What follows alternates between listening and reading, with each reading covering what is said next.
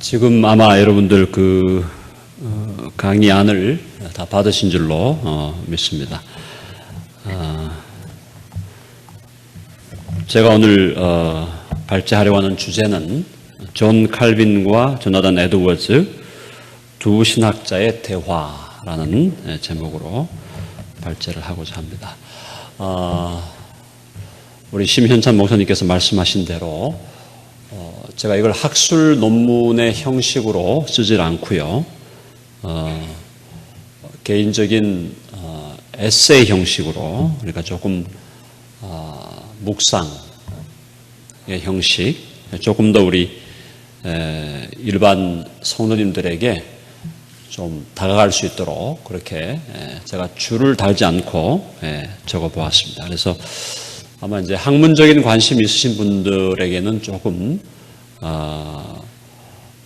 충분한 자료 제공이 되지 않겠지만, 그래도 일반적으로 칼빈과 에드워즈에 대해서 어떻게 우리가 좀 비교할 수 있을까, 이런 관심이 있으신 분들한테는 조그마한 이정표가 되지 않을까 그렇게 생각을 합니다. 제가 이 논문 쓴 것을 읽어가면서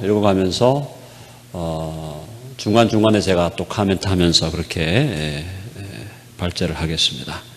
들어가는 말 한번 먼저 보시면, 이 논문을 통해서 사실은 칼빈과 에드워즈 두 거장을 어떻게 우리가 서로 두 사람의 대화를 어떻게 우리가 좀 경험할 수 있을까라는 그런 관점에서 썼습니다. 지난 교회 역사 2000년 동안 하나님께서는 수많은 위대한 신학자들을 일으키시고 당신의 영광과 나라를 위해 사용해 오셨습니다. 그래서 이 교회 2000년 역사 동안에 수많은 위대한 믿음의 선배들이 있었고요. 또 이름도 없이 빛도 없이 저희들이 전혀 이름도 모르는 분들, 전혀 다른 사람들에게 알려진 적이 없는 분들 중에도 정말 하나님 보좌 앞에서 영광스럽게 빛나는 신앙인들이 분명히 있을 것입니다. 그러나 우리들이 알고 있는 신학자들 중에 한 10명 정도를 추려서 우리가 본다면, 거기 지금 제가 이름을 기록해 놓았죠. 이레니우스, 아타나시우스, 어거스틴, 안셈, 아퀴나스, 루터 칼빈, 주빙글리, 에드워즈, 칼바르트, 이런 사람이 한 10명 정도 탁월한 신학자요 신앙인으로 우리가 포함할 수 있지 않을까 생각을 합니다. 알리스터 맥그레스는 여기서 이레니우스를 빼고 C.S. 루이스를 넣었습니다. C.S. 루이스를 과연 교회 사상 가장 위대한 10명의 사상가, 신학자 혹은 신앙인으로 넣을 수 있을까 논쟁의 여지가 있겠지만, 어쨌든 대체로 이렇게 생각을 합니다. 자, 그런 이 10분의 위대한 선배들 중에서 영향력의 측면에서 5대 신학자를 꼽으라고 한다면 어거스틴과 아퀴나스, 루터, 칼빈, 에드워즈가 포함되어야 한다. 조금 더 이제 진보적인 신학 색채를 가진 분들은 칼 바르트를 반드시 넣어야 되겠다라고 생각을 하겠지만, 저는 개인적으로는 이 5분으로 아마 한정하는 게 좋겠다. 거기서 이제 아퀴나스가 로마 카톨릭 천주교를 대표하는 신학자라는 점을 고려할 때 그분을 뺀다면 결국은 4사람입니다. 어거스틴과 루터와 칼빈과 에드워즈. 물론 이제 개혁파 전통에서, 개혁신학 전통에서 교의 신학 쪽에서는 우리가 바빙크를 넣을 수 있지 않겠느냐, 물론 그렇게 얘기할 수도 있는데요. 물론 바빙크 탁월한 우리 신앙의 선배이지만 전체 교회에 영향을 미친 걸로 볼 때는 바빙크의 영향은 사실은 이제 개혁파 내에서 강했다고 볼 수 있다면, 이 4사람을 들 수 있는데 그중에 어거스틴에 대해서는 평가가 사실은 복잡할 수 있습니다. 왜냐하면 어거스틴에게 있는 양면적인 요소가 있습니다. 그게 뭐냐면, 첫 번째는 어거스틴에게 있는 은총론, 은혜론, 원죄론, 구원론, 이런 부분은 오직 은혜라는 측면에서 우리가 충분히 받아들일 수 있는 참 신학 복음적이고 성경적인 요소이지만, 그의 교회론으로 들어가거나 또 그가 가지고 있었던 마리아론을 좀 자세하게 살펴보면 그 안에 이미 그 로마 카톨릭적인 요소가 상당히 거의 깔려 있습니다. 마리아를 굉장히 높이고 있고요. 그 다음에 교회에 대해서 교회의 유기적인 성격, 교회가 가지고 있는 유기적인 생명적인 성격보다는 교회의 조직적인 성격에 대해서 강조를 많이 하고 있고, 그래서 어거스틴의 교회론 같은 경우는 우리 개혁 신학적인 입장에서 좀 조심스럽게 봐야 된다. 그렇다면 결국 세 사람이 남는데, 네, 지금 루터와 켈빈과 에드워즈 이렇게 세 사람으로 저는 보고 있습니다.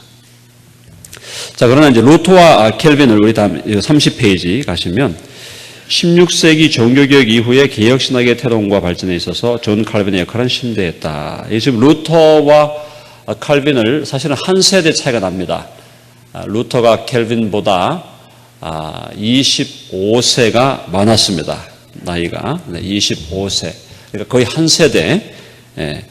루터와 칼빈 사이 한 세대가 차이가 나면서 루터가 시작한 종교개혁을 칼빈이 어느 정도 완성했다라고 보는 것이 우리가 보는 역사관이죠.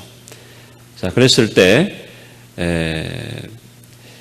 루터가 개신교 신학의 새로운 방향을 정립한 것은 분명하지만 좀 더 철저한 의미에서의 개신교 신학 또는 개혁 신학을 태동시킨 사람은 존 켈빈이었다. 이렇게 보는 분석이 정확하다고 봅니다. 자, 그러면서 칼빈을 이제 우리가 보통 이해할 때 칼빈은 뭐 마치 하늘에서 그냥 뚝 떨어진 사람처럼 이렇게 이해하는 경우들이 많습니다만은 그것은 오해하고 있습니다. 오해하는 것입니다. 칼빈도 이미 자기의 선배, 개혁자 중에 선배였던 루터와 즈빙글리의 영향하에서 신학 작업을 했고요. 동시대에 함께 신학을 했던 마르틴 부처나 하인리히 불링과 같은 사람들, 또 그 외에 다양한 심지어 루터파 신학자였던 필립 멜랑턴 같은 이런 사람들과도 계속적인 신학적 교류를 가지면서 옆에 신학적 동료들과 계속 교류하면서 신학적인 작업을 해왔다는 것. 그래서 켈빈 혼자 마치 개혁 신학을 시작한 것 혹은 뭐 개혁 신학을 그냥 혼자 작동시켰다 이렇게 보는 것은 조금 오해의 소지가 있습니다. 그럼에도 불구하고 여전히 개혁주의 전통에서 칼빈이 왜 중요한 위치를 차지하느냐. 그가 썼던 성경 주석, 그 다음에 기독교 강요 같은 저작들이 가장 많이 읽혔고요. 그 시대와 그 이후 시대에 또 뭐 심지어 과거에는 성경 다음에 가장 많이 읽혔던 신학책이 뭐냐라고 묻는다면 기독교 강요다라고 할 정도로 그렇게 많은 사람들이 영향을 주었기 때문에 켈빈의 이름이 개혁주의에서 그렇게 중요한 이름으로 자리를 잡았습니다. 자, 그렇게 이제 16세기 개혁신학이 켈빈과 켈빈의 그 동료들을 통해서 어느 정도 확립이 된 다음에 16세기 말과 17세기로 넘어오면서 개혁신학은 두 가지 산맥을 가집니다. 하나는 영국의 청교도적인 전통, 그 다음에 또 하나는 유럽 대륙의 화란, 또 스위스 혹은 또 이제 독일에도 개혁주의 전통이 자리를 잡고 있었죠. 그래서 대륙에 있는 개혁주의 전통과 영국의 청교도 전통, 두 가지 전통이 두 산맥을 이루면서 발전했습니다. 그렇게 보면서 이제 18세기로 넘어왔을 때 바로 조나단 에드워즈는 17세기 동안 그 영국의 청교도주의, 청교도 신학의 귀한 유산들을 뉴 잉글랜드, 새로운 영국이라고 하는 미국 신대륙에서 그가 그 자신의 컨텍스트에서 청교도 신학을 거의 완성하다시피 할 정도로 탁월한 그런 신학적인 업적을 세웠습니다. 그렇게 볼 때 결국 이제 개혁주의 전통에서 켈빈이 개혁주의 전통이 시작된, 복음이 회복되고 교회가 개혁되는 그 시작점에서 아주 강한 탁월한 역할을 했다면 개혁 신학이 꽃이 피웠던 청교도, 그 청교도 신학이 이제 18세기 중간쯤 왔을 때 어느 정도 이제 마무리가 되면서 그 마지막에 가장 큰 역할을 했던 사람, 탁월한 신학적인 통찰력을 가지고 또 교회를 세우고 하나님의 나라를 세웠던 그 사람이 바로 에드워즈. 그래서 이 두 사람을 한번 우리가 만나게 해서 두 사람이 함께 대화하게 함으로써 그 두 사람을 통해서 오늘날 우리 한국교회에서 우리가 배우고 또 우리 한국교회 현장에서 적용할 수 있는 교훈들이 어떤 것인가 살펴보기를 원합니다. 켈빈 신학의 신학사적 의의와 특징으로 넘어가서 32쪽입니다. 신학사적인 의의. 존 칼빈 하면 우리 복음주의적 개혁신학자들에게는 정말로 큰 스승이다라고 말할 수 있습니다.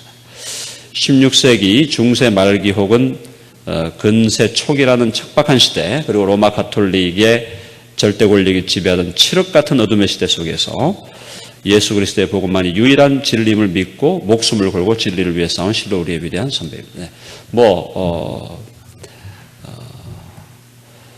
두 번 말할 필요가 없는 사실입니다. 그래서 켈빈의 생애를 들여다보면 그가 이제 켈빈이 처음에 이제 회심하게 되는 복음을 듣고 예수 그리스도께로 돌아오게 되는 그 계기가 켈빈 자신이 어릴 때부터 아주 철저한 가톨릭, 로마 가톨릭 신앙인이었습니다. 철저했습니다.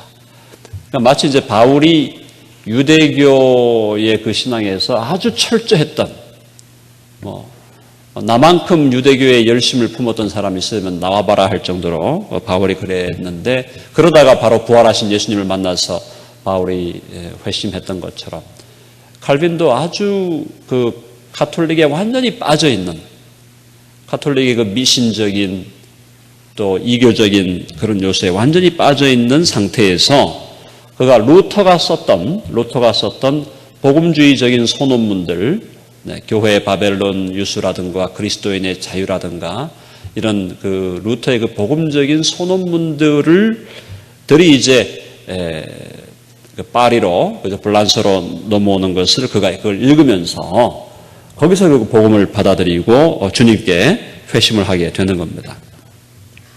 그래서 칼빈의 강요와 주석을 읽어보면은 하나님에 대한 열렬한 사랑, 복음 진리를 변증하려는 특심한 열망, 비진리와 대적자들을 날카로운 지적 메스로 파헤치는 냉철한 지성, 그리고 복음 진리를 따라 삶을 정돈하려는 불타는 열정을 쉽게 발견하게 됩니다. 혹시 여기 계신 분 중에 이제 칼빈의 기독교 강요를 좀 읽어보신 적이 있으신 분들이 있으시라고 생각하는데, 강요를 제가 사실 지난 한 학기 동안 제가 지금 살고 일하고 있는 덴버 지역에 있는 목회자들 몇 분과 함께 기독교 강요를 한번 같이 읽었습니다. 읽었는데 정말 다시 읽었는데요. 다시 읽어보니까 역시 또 우리가 또 잊고 있었던 귀한 영적인 통찰들을 발견할 수 있었습니다. 자, 33쪽. 칼빈이 카톨릭과 교황주의를 비판하는 강요의 글들을 읽으면 한편으로는 이렇게까지 할 필요가 있을까? 너무 심한 것이 아닌가라는 의구심이 들 정도로 그의 분석과 비판은 예리하고 철저하고 애누리가 없습니다. 하지만 다시 생각하면 거짓과 비진리가 진리로 인연하는 그 시대적 상황 속에서 그가 그렇게라도 철저하게 비진리를 파헤치고 비판하지 않았다면 오늘날 우리들이 누리는 복음의 축복이 가능했을까? 물론 이제 루터와 칼빈은 그 교회 개혁을 위해서 참 위대한 업적을 세웠지만 이들이 순교하진 않았습니다. 루터도 순교하지 않았고 칼빈도 순교하지 않았습니다. 그러나 종교 개혁 당시에 많은 사람들이 실제적으로 복음을 위해서 목숨을 잃고 순교했던 걸 우리는 보게 되는데요. 특히 영국에서 16세기 말 17세기 초에 영국의 많은 청교도들이 사실은 예수님을 복음 진리를 위한 그들의 헌신 때문에 목숨을 잃고 순교하는 그런 역사적인 사실들이 있습니다. 자, 칼빈 신학의 특징으로 가면, 그럼 칼빈 신학의 특징을 몇 가지로 우리가 요약을 한다면, 칼빈 신학의 첫 번째 특징은 역시 오직 성경의 원리입니다. 오직 성경. 아까 우리 김성봉 목사님 말씀하신 전체 성경, 솔라 스크립투라와 토타 스크립투라, 그래서 오직 성경이면서 성경 전체가 이야기하는 것에 집중하자는 그 관점, 그것이 바로 켈빈의 헌신이었고요. 넘어가서 그의 유명한 신학적 모토가 바로 성경이 말하는 데까지 말하고 침묵하는 데서 침묵하며 성경이 가는 데까지 가고 성경이 멎는 데서 멎으라는 것입니다. 성경이 하는 이야기를 그대로 따라서 하고 하지 않으면 성경이 말하지 않는 것을 말하지 아니하고 성경이 가는 데까지 가고 가지 않는 곳에 가지 않는다는 정신, 성경을 따라가는 정신이죠. 그래서 이제 그가 칼빈이 특별히 강조했던 것이 사변을 피하라, 신학적인 사변을 피하라는 것입니다. 성경이 분명히 가르치지 않는 부분에 대한 신학적인 사변을 피하라고 했고요. 신학적 진술과 저술을 함에 있어서도 brevitas et claritas라고 해서 간결하고 짧고 분명하게, 간결하고 명쾌하게 글을 쓸 것을 그가 주문을 했고, 칼빈은 사실은 그렇게 자기 자신이 실천하고 살았습니다. 그러니까 종교개혁 시대 때 많은 저작들을 남긴 사람들 우리가 볼 수 있음에도 불구하고 켈빈의 저작의 양은 그렇게 많은 축에 속하지가 않습니다. 그래서 어떤 주석, 로마서 주석이나 어떤 주석을 썼을 때 그 주석에 대해서도 켈빈이 썼던 그 주석의 양은 그 당시에 로마서 주석을 아주 장황하게 늘어놓았던 다른 개혁자들에 비하면 2분의 1, 3분의 1 수준의 짧은 주석을 그가 남기고 있습니다. 그것은 너무 말을 많이 할 필요가 없다는 것입니다. 짧고 분명하게, 간결하고 명쾌하게 하라는 것이고, 그가 또 그런 신학적인 자세를 가지고 살았습니다. 두 번째 특징은 삼위일체적인 사유체계입니다. 특별히 이제 기독교 강요의 구조가 바로 우리 사도신경의 구조인데요. 사도신경이 바로 아버지를 믿습니다. 하나님을 믿으며 아들을 믿으며 성령을 믿으며 그다음에 이제 교회에 대한 이야기가 나오는데, 교회론을 성령론으로 포함을 시키면은 사실은 사도신경 자체도 삼위일체적인 구조죠. 그걸 이제 켈빈은 따라서 기독교 강요를 형식상으로는 4부작이지만 내용상으로는 3부작, 삼위일체적인 체계를 그가 따르고 있다고 봅니다. 동시에 기독교 강요의 구조뿐만 아니라 기독교 강요를 끌고 가는 그의 신학적인 논리가 삼위일체 하나님에 대한 깊은 지식과 아주 심오한 경험에서 기초해서 그가 기독교 강요를 저술했고요. 그 다음에 기독교 강요 1권 13장에 나오는 칼빈의 삼위일체론적인 논의는 그 당시 종교개혁 당시에 어느 누구보다도 탁월하고 정교한 삼위일체론의 논의를 우리에게 보여주고 있고, 거기에서 서방교회의 삼위일체론과 동방교회의 삼위일체론, 특별히 가파도기아 세 교부들의 삼위일체론적인 착상을 칼빈이 이어받고 있는 걸 볼 때 그가 공교회적인 신학자로서 동방과 서방을 다 아우르는 신학자로서 자리를 붙였던 귀한 논의를 우리가 발견하게 됩니다. 세 번째 특징은 하나님의 영광과 주권입니다. 우리 개혁 신학의 가장 근본적인 모토 중에 하나죠. 그래서 칼빈 역시 하나님의 영광에 사로잡힌 신학자였고, 하나님의 주권에 대해서 철저하게 강조했을 뿐만 아니라 칼빈 자신의 삶 속에서 하나님의 주권을 철저히 인정한, 하나님께 철저히 복종하고 순종하는 그 주권 앞에 무릎을 꿇고 굴복하는 그런 신앙적인 삶을 우리들에게 보여주었습니다.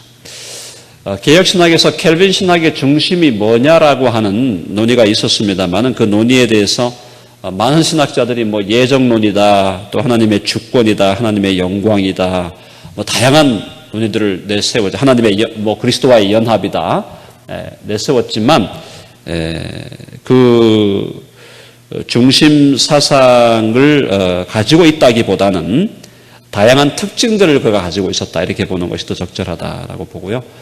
켈빈의 하나님 영광 사상에서 특별히 중요한 것이 자연 만물, 우주 만물, 피조된 모든 만물이 하나님의 영광의 극장이다.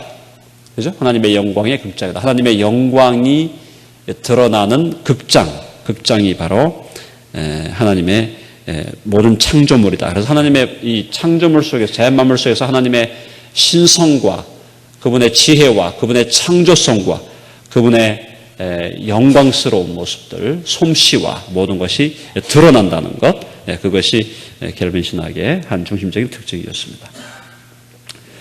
네 번째는 예수 그리스도의 인격과 사역에 대한 강조, 그리스도 중심이라는 얘기죠.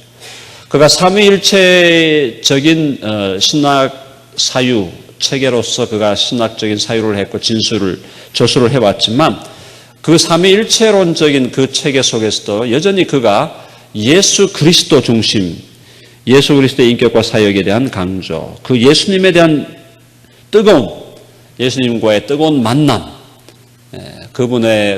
그분과 함께 동행하고 그분과 인격적으로 교제하는 것에 대해서 엄청난 강조를 했습니다. 그래서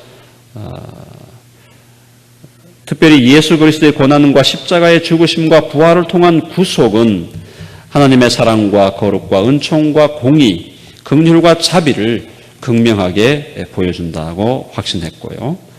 그래서 신구약을 해석함에 있어서도 구약은 장차 오실 그리스도에 대한 약속과 예언, 신약은 약속과 예언대로 오신 예수 그리스도에 대한 기록으로 통일성을 가진다고 믿었습니다. 동시에 다섯 번째 특징은 칼빈의 신학이 성령의 신학이었다는 겁니다. 성령의 비밀한 사역에 대한 강조입니다. 사실 이제 오늘날 우리 개혁 신학에서 성령에 대한 충분한 강조가 이루어지지 않는다라는 그런 비판을 우리가 듣습니다만은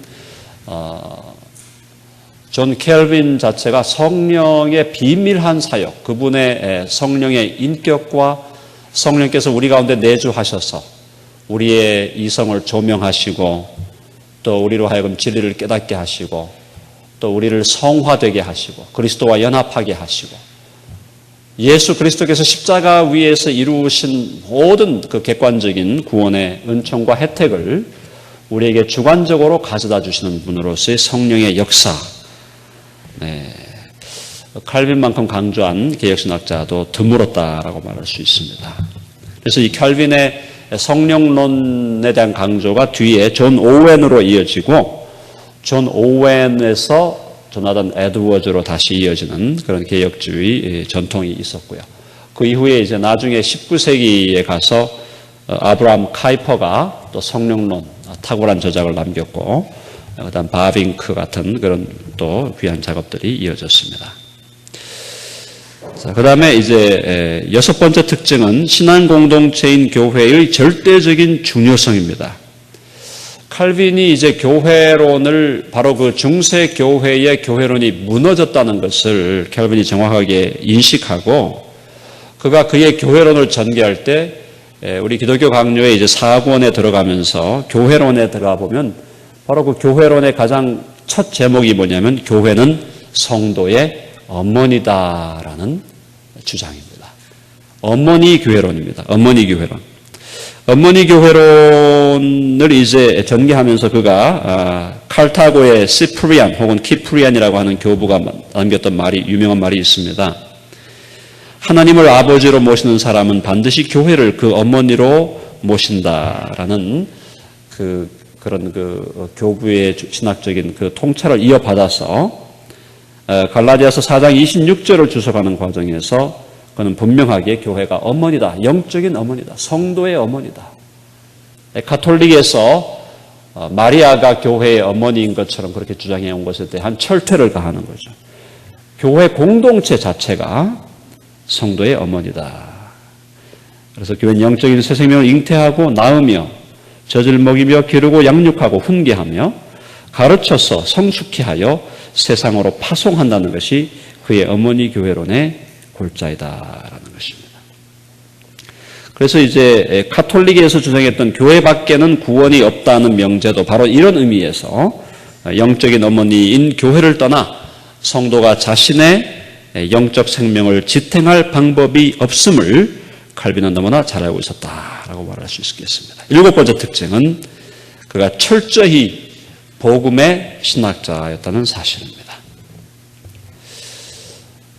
그래서 켈빈이 우리가 이제 개혁주의다 혹은 개혁자다 우리가 이렇게 이야기할 수 있죠. 개혁 신학자였다, 개혁주의자였다 얘기할 수 있지만 칼빈 본인이 아마 자신의 신학을 정의하라 그러면 자신은 분명히 나는 복음주의 신학자다 혹은 복음의 신학자다라고 자신을 정의했을 것입니다. 그래서 그는 그리스도 예수 안에 있는 하나님의 은혜의 복음을 다른 어떤 신학자보다도 사랑했고 또 강조했습니다. 그래서 만일 칼빈 신학의 중심이 무엇인가라는 질문에 대해 답변을 해야 한다면 그것은 복음이라고 해야 할 것이다. 제 개인의 생각이고요. 그래서 칼빈을 오해했던 많은 사람들이 켈빈 신학에서 그 율법의 3용도론, 율법의 제3용도를 강조함으로써 켈빈이 율법주의로 흐른 게 아니냐, 유대주의로 흐른 것이 아니냐라는 그런 오해를 했는데 그거는 칼빈의 강요를 잘 읽어보지 않았기 때문에 오는 오해라고 저는 봅니다.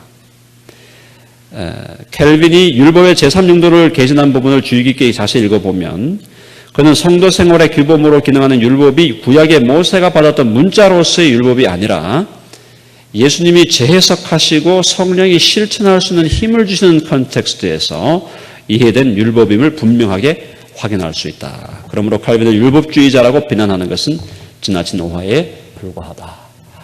물론 이제 이 청교도 시대로 넘어가면서 청교도 신학에서 조금 율법주의적인 요소들이 등장하고 있다는 것을 우리가 지금 파악을 할 수가 있습니다.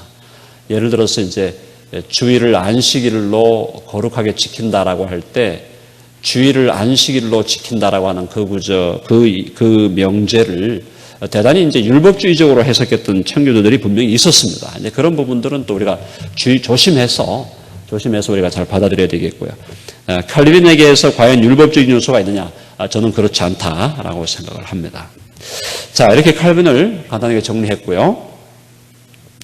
그럼 이제 에드워즈는 어떻게 우리가 봐야 되겠나? 에드워즈의 신학사적인 의의와 특징에서 우리가 이제 에드워즈가 영국에서 태어난 게 아니거든요. 그러니까 청교도는 영국에서 시작이 됐는데 청교도들 중에서 이제 영국 국교회와 영국 왕실의 핍박을 피해서 이제 신대륙으로 넘어옵니다.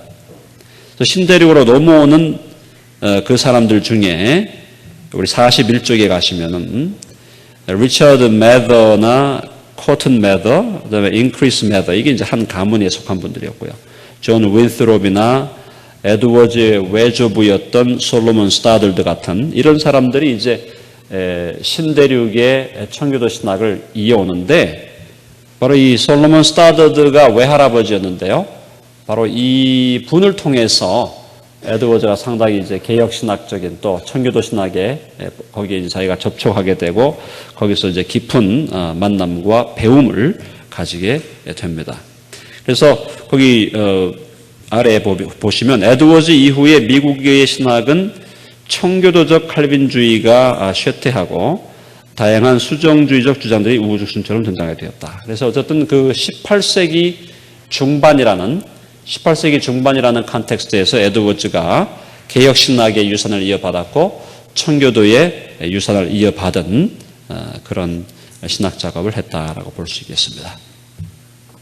자, 그렇다면 에드워즈의 신학의 특징들은 우리가 어떻게 볼 수 있을까? 아까 칼빈의 신학을 제가 7가지로 요약을 드렸습니다만은 에드워즈에 대한 신학의 특징 첫 번째, 그는 역시 성경 중심주의였다라고 말할 수 있습니다. 오직 성경,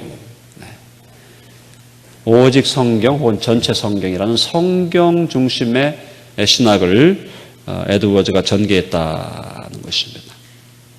특별히 그의 주저 중에 하나였던 구속사, A History of the Work of Redemption이라는 이 구속사를 보면 그가 얼마나 성경을 그의 신학적 사유의 중심에 두고 있는지를 분명하게 확인할 수 있습니다.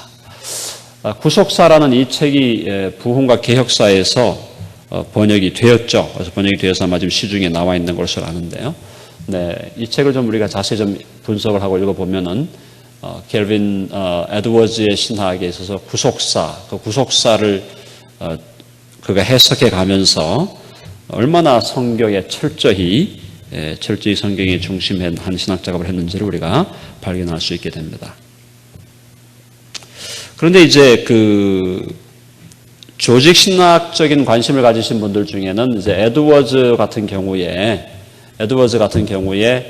칼빈의 기독교 강요나 아니면 뭐 바빙크의 개혁교회학이나 이런 조직 신학서를 쓰지 않았다. 에드워즈가 쓰지 않았기 때문에 그의 신학이 체계적인 어떤 그 논리나 조직적인 어떤 그 틀을 가지고 있지 않은 것이 아니냐 이렇게 이제 오해하시는 분들이 있는데 그게 아니고 에드워즈 역시 뭐 탁월한 신학적인 그 사유를 했지만 그가 이제 칼빈이나 이후에 있었던 그 개혁주의 조직신학적인 작업을 그가 하지 않았을 뿐이고 다만 구속사라는 성경의 역사적인 흐름을 따라가면서 거기를 그 성경의 역사적인 흐름을 계시의 역사를 따라가면서 거기 안에서 그 컨텍스트 안에서 교리를 논하는 그런 독특한 신학적인 작업을 그가 했습니다. 그래서 그가 구속사라는 큰 틀 속에 교리적 주제를 융해시켜서 포섭되게 하는 역사적 방법론을 선호했기 때문이다. 네, 그랬던 것이지 그가 조직신학적 관심이 없었다라고는 말할 수 없다는 것입니다. 그래서 오늘날 이제 미국의 이제 복음주의 신학권에서도 에드워즈가 가졌던 이 역사적인 방법, 그러니까 성경의 구속사 혹은 언약사를 따라가면서 교리를 논하는 방법이 더 유익하지 않느냐라는 그런 논의가 또 있었고요. 그건 또 그것대로 의미가 있다고 생각을 합니다. 자, 에드워즈 신학의 두 번째 특징은 그가 철저한 칼빈주의 노선이다라는 겁니다. 오늘 아마 오후에 우리 조현진 교수님께서 알미니안 논쟁과 관련해서 에드워즈가 알미니안주의자들과 싸웠던 부분에 대해서 아마 발제를 해주실 텐데 에드워즈가 청교도 신학을 지탱하고 그것을 계승하면서 철저한 칼빈주의 입장에서 신학을 전개했다는 것이죠.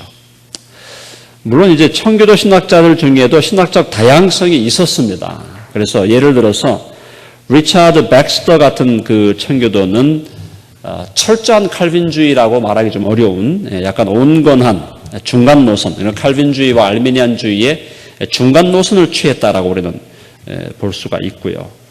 그 다음에 청교도라는 어떤 신학적 자기 그 정체성을 가지고 있으면서도 알미니안주의적인 신학 작업을 했던 사람들도 있었습니다. 그렇기 때문에 청교도 신학이 아주 단일론적으로 그 모노 트래디션, 그러니까 하나의 어떤 그 전통으로 지속됐다라고는 볼 수 없다고 볼 수 있고요. 물론 이제 그런 그 켈빈주의 신학이 아닌 사람들이 당연히 소수였고 그렇게 많지 않았지만 그럼에도 불구하고 칼빈주의 신학, 청교도 신학이 다양성이 있다고 봤을 때 에드워즈는 칼빈주의자로 그가 남았고 그래서 어거스틴주의와 칼빈주의를 관통하는 원죄론, 그 다음에 자유의지론에서도 하나님의 절대 주권적인 작정과 인간의 의지적 자유가 조화된다는 compatibilism이라고 하는 입장을 에드워즈가 주창을 했습니다. 에드워즈 신학의 세 번째 특징은 하나님의 영광에 대한 강조입니다. 이 부분은 사실 이제 켈빈에게서 에드워즈가 배웠고 또 뭐 웨스트민스터 신앙고백 또 청교도 전통에서 배웠는데 에드워즈는 하나님의 영광에 대한 이 신학 사상을 사실은 끝까지 가지고 갔죠. 극단까지 가지고 갔다고 말할 수 있습니다. 그래서 그가 쓴 하나님의 천지 창조 목적이라는 논문을 통해서 하나님의 영광이 하나님께서 천지를 창조하신 목적이라는 걸 설득력 있게 논증했고, 그러니까 천지 창조의 목적이 하나님의 영광이다. 하나님의 영광이 현시되는 것이다. 그걸 이제 굉장히 강조했는데, 더 나아가서 에드워즈는 하나님의 존재의 목적이 하나님의 영광이다라는 아주 존재론적인 차원까지 끌고 가죠.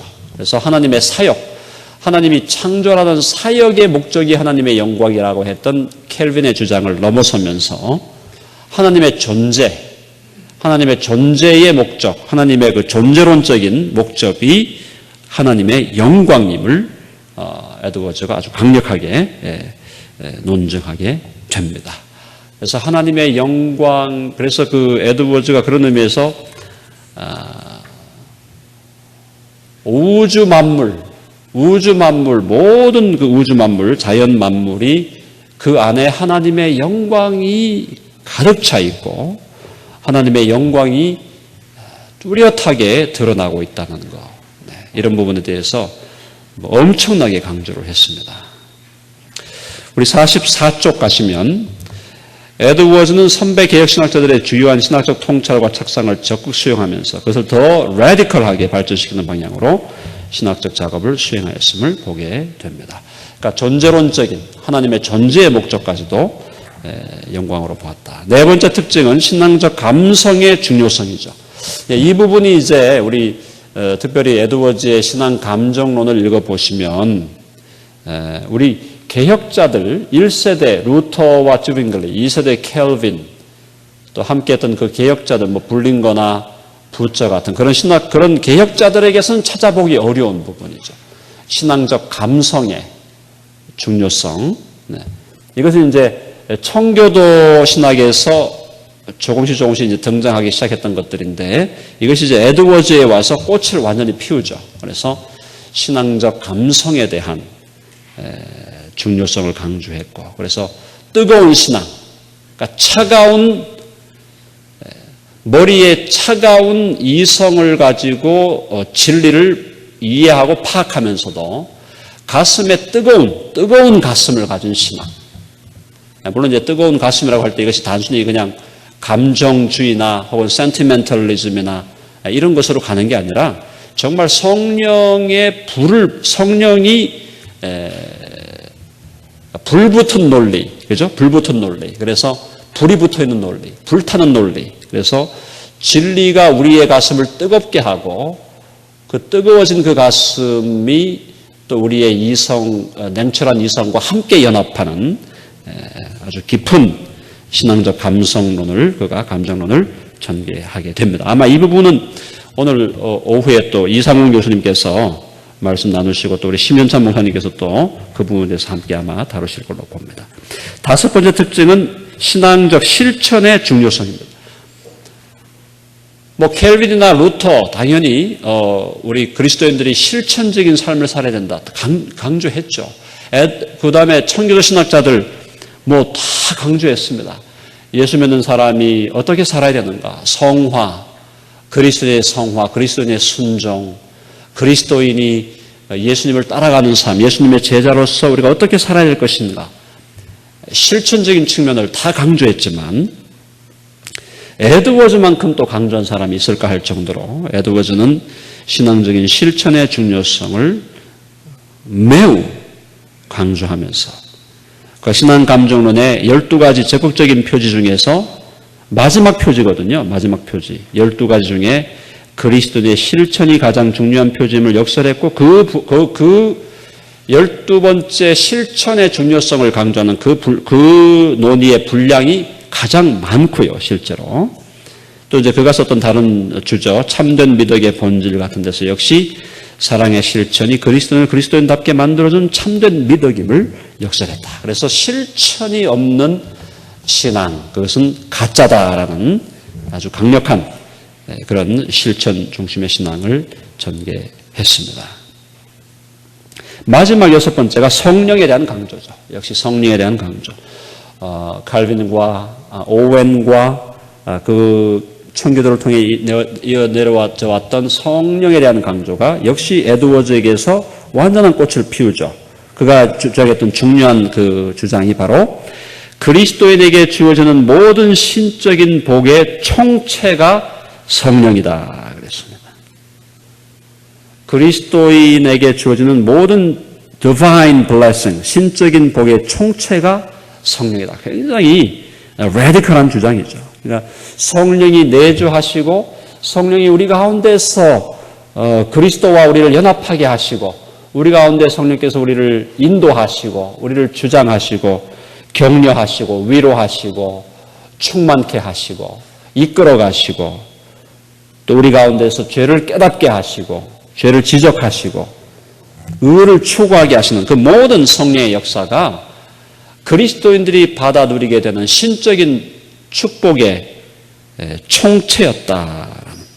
성령을 그렇게 높여서 성령의 역사가 없이는 하나님께서 당신 자녀들에게 주신 하늘에 속한 모든 신령한 복을 누릴 길이 없다는 것을 강조했다. 성령의 신학자다. 이렇게 보시면 이제 비슷한 점이 나타나죠. 켈빈과 에드워즈의 비슷한 점 또 차이점이 나오는데 이제 유사점으로 좀 돌아가 보겠습니다.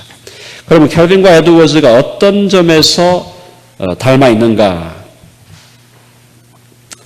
첫 번째, 에드워즈는 칼빈과 같은 명석한 돈의 사람이었다. 이거 뭐 두말할 여지가 없죠. 사실은 켈빈은 16세기 종교개혁 시대, 에드워즈는 18세기 계몽주의 시대에 가장 탁월한 기독교 지성인으로 살았다라고 말할 수 있습니다.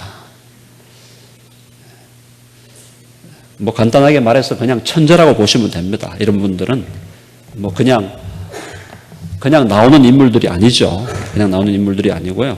하나님께서 특별히 택해서 세우시고 그렇게 인도해 가신 것이죠. 두 번째, 에드워드는 칼빈과 같이 예수 그리스도 안에 계시되 하나님의 은혜의 복음에 푹 빠진 사람이었다. 칼빈과 에드워드 모두 하나님의 은혜의 복음에 완전히 사로잡힌 사람들이었다. 그래서 하나님의 은혜에 대한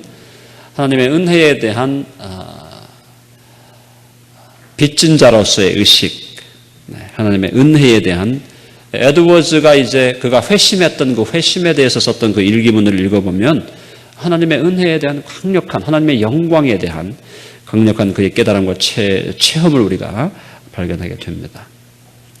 세 번째로 당대 루터와 선대의 교부들과 어거스틴 등에게서 많은 것을 칼빈이 배운 것처럼 에드워즈 역시 16, 17세기 개혁자들과 청교도들 그리고 교부들과 어거스틴을 등에게서 많은 것을 배웠다. 그래서 영적인 선배들, 신학적인 선배들로부터 많은 것을 배우는 그런 유사점을 보여주었다. 그래서 오늘날 우리 한국 교회에서도 사실은 과거의 그 신학적인 유산, 우리 믿음의 선배들이 물려줬던 유산을 너무 막 그 근본주의적으로 그것을 고집하는 것도 건강하지 않습니다.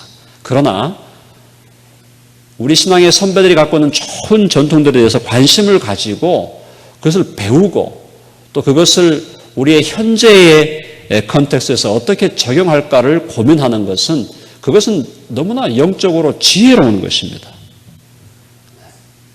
그래서 이제 너무 우리 신앙 독서에 있어서도 편식을 좀 버려야 되겠다. 그래서 20세기나 21세기에 나오는 현대 제작들에 대해서는 관심이 있는데 반해서 뭐 한 몇백 년 지난 3, 400년 지난 에드워즈, 4, 500년 지난 뭐 켈빈과 루터 또 어거스틴 이런 신앙적인 고전에 대한 관심이 우리 현재 한국 교회에 너무나 부족하지 않나. 참 심지어 이제 16세기, 17세기에 때 나왔던 우리 개혁시대 때 나왔던 신앙 고백서에 대해서도 별로 관심이 없지 않습니까? 신앙 고백서에 대해서도 관심이 없고 믿음의 선배들이 남겨준 참 주옥 같은 그런 귀한 유산들이 있는데 그런데 이제 우리 이 켈빈과 에드워즈 같은 이런 위대한 신앙의 선배들은 그들에게서 그 선배들로부터 배웠다는 거죠. 배우고 그것을 또 자기들의 상황에서 또 창조적으로 또 개성해 나가고 발전시켜 나가는 그런 모습들이 우리들에게 필요하다라고 믿습니다.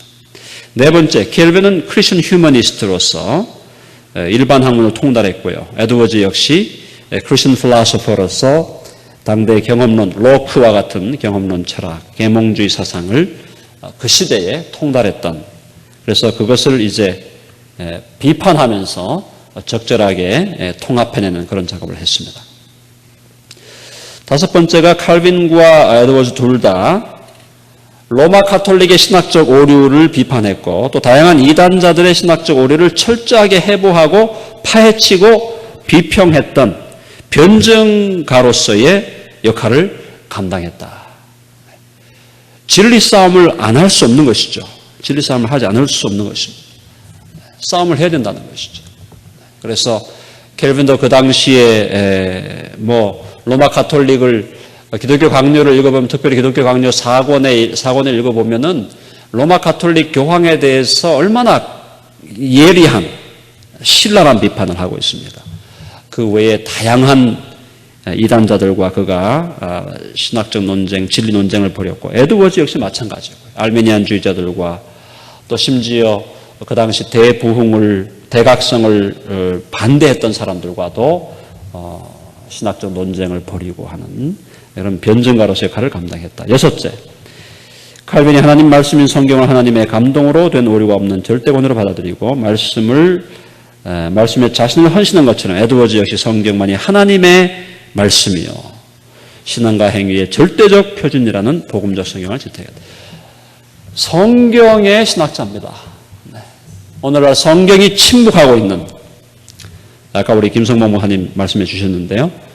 강단에서 성경이 침묵하고 있는, 하나님의 말씀이 침묵하고 있는 이 시대에 켈빈과 에드워즈로부터 우리는 다시 말씀으로 back to the Bible, 말씀으로 돌아가야 된다는 것을 우리가 배우게 되는 것이죠. 일곱 번째, 성령님의 비밀하신 역사, 즉 조명과 각성의 역사가 없이는 우리가 하나님의 말씀과 진리를 조금 더 깨닫거나 실천할 수 없다고 믿었던 성령에 대한 의존, 성령 의존 사상 혹은 성령 의존 사색, 성령 의존 신앙, 철저히 성령님께 의존하는 신앙, 철저히 성령님께 의존하는 신앙 우리가 배워야 될 바라고 보고요. 여덟 번째가 칼빈이 유대주의자 혹은 율법주의자라는 비난을 받을 정도로 강하게 신앙의 실천과 믿음의 행위를 강조하였듯이 에드워즈 역시도 입술의 고백이 아닌 삶 속에서의 실천이 신앙의 본질임을 반복적으로 강조하였다. 켈빈과 에드워즈에게서 흐르는 그 영성의 흐름, 동일한 흐름은 실천의 영성입니다. 실천하지 않으면 안 된다. 우리의 머릿속에 남아있는, 우리의 두뇌 속에만 남아있는 것은 안 된다는 거죠. 가슴으로 이어지고 그것이 손과 발로 구체적으로 실천되고 순종해야 한다는 그 확신, 또 그 두 사람이 또 그렇게 살았던, 실제로 그렇게 살았던 그 삶의 모습을 통해서 우리는 오늘날 그들을 우리의 믿음의 롤 모델로 믿음의 좋은 표본으로 우리가 삼을 수 있습니다. 자, 이렇게 유사한 점이 있었지만은 켈빈과 에드워즈에게서 서로 또 다른 점이 있었고 이 다른 점을 통해서 우리는 또 배우게 됩니다. 자, 다를 수밖에 없죠. 켈빈이 에드워즈와 다를 수밖에 없어요. 사람이 다르고 또 시대가 다르고 또 켈빈은 불란서 사람 아닙니까? 불란서 사람이었고 또 불란서라는 고국을 떠나서 사실 거의 평생을 칼빈은 불란서라는 조국을 떠나서 스위스에서 그가 평생을 보내면서 스위스에서 그가 교회 개혁 작업, 제네바에서 개혁 작업을 하면서 그 개혁적인 작업의 그 유산이 불란서로 흘러 들어가게 하는 그런 아주 독특한 삶을 살았고요. 에드워즈는 이제 뉴잉글랜드라는 또 다른 그 독특한 그 신대륙이라는 그런 컨텍스트에서 그가 살았던 영국 그 퓨리턴의 종주국인 영국을 떠나서 신대륙에서 태어나서 거기서 신학 작업을 했던 상당히 독특한 두 사람의 다를 수밖에 없습니다. 그런데 첫째 뭐가 다르냐? 특별히 이제 에드워즈가 첫 번째, 에드워즈는 칼빈이 중세 초년 동안 거의 잊혀졌던 복음지를 회복하고 재확립하면서 비교적 큰 관심을 두지 못했던 그리고 청교도 신학의 중심 화두였던 신앙의 체험적인 측면에 더 깊은 관심을 기울일 수 있었다. 칼빈에게 신앙적인 체험이 없었다라든가 그가 뭐 신앙적인 체험을 무시했다 이건 아닙니다. 그러나 신앙적인 체험에 대해서 에드워즈는 이제 좀 더 켈빈이나 그 전대의 개혁자들보다는 좀 더 구체적인 관심을 기울였고요. 그 에드워즈의 아내 사라 에드워즈가 프로토 캐리스메틱이라는 단어를 사용했는데요. 그게 뭐냐면 상당히 이제 그 은사주의적인 프로토 원조 은사주의라고 할 수 있을 정도로 사라 에드워즈가 상당히 독특한 그 영적 체험들을 하게 됩니다. 영적 체험들을 하게 되는데 이제 그걸 이제 에드워즈가 옆에서 보면서 신앙적인 체험을 좀 더 직접적으로 관찰하고 분석할 수 있었다. 그래서 물론 이제 에드워즈가 신앙적인 체험에 대해서 무비판적으로 다 수용한 건 분명히 아니죠. 그래서 정당한 신앙적 체험이 어떤 것이냐라는 데서 분명한 분별력을 길러 주었고요. 그런 의미에서 특별히 오늘날 21세기 에드워즈의 신학은 오순절과 은사운동이 만연되어 신앙적 체험에 대한 균형을 이룬 강조로 몸살을 앓고 있는 20, 21세기의 적절한 빛을 비추어 준다. 그래서 뭐 열정 칼빈주의라고 할까요? 뜨거운 그런 또 체험이 있는 이런 개혁 신앙을 가졌고, 그러나 그 체험 역시도 이것이 정말 바른 체험인지, 바른 성령의 체험인지 아니면 그냥 인위적인 체험 혹은 다른 영에 의한 체험인지에 대해서 분별력을 제시해주는 그런 공헌을 했습니다. 두 번째, 에드워즈는 켈빈이 교회개혁의 정리를 쏟으면서 놓치고 있었던 교회의 선교적 사명을 강조해 주었다. 그래서 에드워즈 자체가 인디언들을 대상으로 선교를 감당하는 선교사로 그가 나아갔죠. 그렇게 나아갔고, 그래서 이제 제가 그 워필드 얘기를 잠깐 언급을 했는데요. 그 워필드가 한 얘기 중에 종교개혁에 대해서 말하기를 어거스틴의 구원론이 어거스틴의 교회론을 이긴 사건이다라고 워필드가 한 얘기인데 상당히 뭐 좋은 이야기였고요. 그런 점에서 루터나 칼빈은 교회의 개혁, 교회의 교회를 정돈하는, 성경을 따라서 교회를 바른 모습으로 정돈하는 데 그가 관심이 더 많았다. 그래서 교회가 선교하는 관심에 대해서는 그렇게 강조하지 않았다. 이렇게 우리가 볼 수 있는데 반론의 여지가 있습니다. 반론의 여지가. 왜냐하면 이제 켈빈이 섬겼던 제네바 교회에서 일부 선교사들이 브라질 지역에 파견된 역사적 사실이 확인되기 때문입니다. 그래서 켈빈에게서 배웠던 제자들, 이런 사람들이 브라질로 선교를 떠나서 거기서 개혁교회를 시작한 그런 역사적인 사실이 확인되고 있기 때문에 켈빈 시대 때 선교에 대해서 전혀 무관심했다 이렇게 보기는 우리가 어려울 것 같고요. 그러나 상대적으로 볼 때 에드워즈 시대가 좀 더 선교적 관심을 가졌고, 에드워즈는 자신이 인디언 선교사가 되었고 또 선교사 데이빗 브레이너드의 전기를 쓰면서 선교적인 열정의 중요성을 계속 강조해왔다. 선교에 대해서만큼은 그래도 에드워즈 이후가 조금 더 선교에 대한 관심이 집중되지 않았나. 그래서 에드워즈가 이제 기도 합주회 같은 책을 쓰면서도 복음이 전 세계에 충만할 것을 그가 기대하면서 함께 기도했던 그런 것들을 볼 때 세계 선교에 대한 열정을 에드워즈는 굉장히 강하게 품고 있었습니다. 다음 세 번째 차이점이 켈빈이 중세 카톨릭의 알레고리적인 풍류적인 해석학을 비판하면서 문법적 역사적 해석학을 회복했다. 그렇죠. 루터와 켈빈이 grammatical historical interpretation, 그래서 문법적 역사적 해석을 회복했다면 에드워즈는 이 종교개혁자들의 문법적 역사적 성경 해석에 기초해서 예표론적이고 모형론적인 해석학을 건강하게 회복한 공헌을 하였다. 그래서 이제 우리 청교도 에드워즈 이전의 청교도 신학자들이 성경을 해석한, 특별히 이제 구약을 해석한 것을 우리가 좀 자세히 읽어보면 상당히 예표론적인 모형론적인 통찰들이 빛나고 있는 것을 볼 수가 있습니다. 여기서 이제 우리가 그러면 루터와 켈빈의 문법적 역사적 해석을 취할 것인가, 아니면 에드워즈의 예표론적인 모형론적인 해석을 취할 것인가, 저는 둘 다 취해야 된다고 보는 입장입니다. 그래서 루터와 켈빈이 주장했던, 강조했던 성경의 문법적, 역사적 해석, 철저하게 주경 작업을 거치고 동시에 구약을 예수 그리스도로 읽어낼 수 있는 그런 예표론적, 모형론적 해석을 조금 더 풍성하게 해나가야 된다. 이것이 이제 오늘날 한국교회의 회복이 되고 이것이 한국교회를 건강하게 갱신해 가는데 큰 기여를 할 수 있다고 저는 믿고 있습니다. 물론 이제 영적인 비유풀이에 몰입해서 신천지와 같은 이단적 해석으로 가면 안 되겠고요.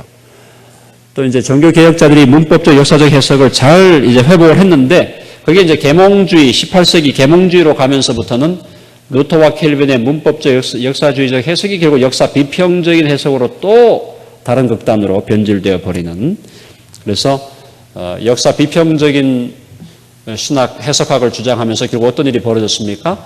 예수 그리스도의 유일성을 거부하고 종교 다원주의로 흘러가는 지금 21세기 자유주의권의 그 흐름으로 좀 가고 있는 것이고요. 또 이제 풍류적인 해석, 비유적인 해석으로 가는 쪽은 이제 이단으로 가는 그런 길로 가고 있는데 그 양극단을 거부하고 건강하고 균형 잡힌 중간길을 걸어가야 되겠다라는 것입니다. 그다음 네 번째로 에드워즈는 켈빈보다 더 폭넓게 일반 학문과 철학에 대한 관심을 계속 유지했고, 아까 우리 김성모 목사님 강조했던 그 일반 은총에 대한 관심이죠. 일반 학문 역시 일반 은총의 산물이니까. 그래서 개신교의 아퀴나스라고 불릴 만큼 위대한 지성의 소유자이면서 동시에 철학과 신학을 자신의 인격 속에 통합한 어쩌면 어거스틴의 기독교적 플라톤주의, 아퀴나스의 기독교적 아리스토텔레스주의를 넘어서는 면모를 보여주고 있다. 통합적인 사유를 했다는 것이고요. 우리 이제 한국교회에서도 특별히 우리 이제 개혁주의, 오늘 우리 한국교회의 개혁주의 우리 진영이 너무나 이제 귀한 우리 그 모습들을 보이고 있음에도 불구하고 한동안 제가 조금 아쉬웠던 부분들은 좀 근본주의화되고 있지 않은가, 너무 개토화되고 있지 않은가, 일반 은총에 대한 좀 더 분명한 강조가 돼야 되고 일반 학문에 대해서 좀 관심을 가지고 통합적인 사유를 하고 한동안 기독교 학문, 기독교 철학 관심을 많이 가졌었는데 최근에 이 기독교 학문이나 기독교 철학에 대한 관심이 많이 죽은 것 같아요. 많이 식은 것 같고, 이 관심은 굉장히 좋은 관심인데 이 관심들이 좀 다시 저는 올라와야 된다고 봅니다. 창조과학운동이 가지고 있는, 이제 그나마 이제 창조과학회에서 이런 움직임을 보이고 있는데 요즘에 이제 창조과학회도 좀 논쟁이 많죠.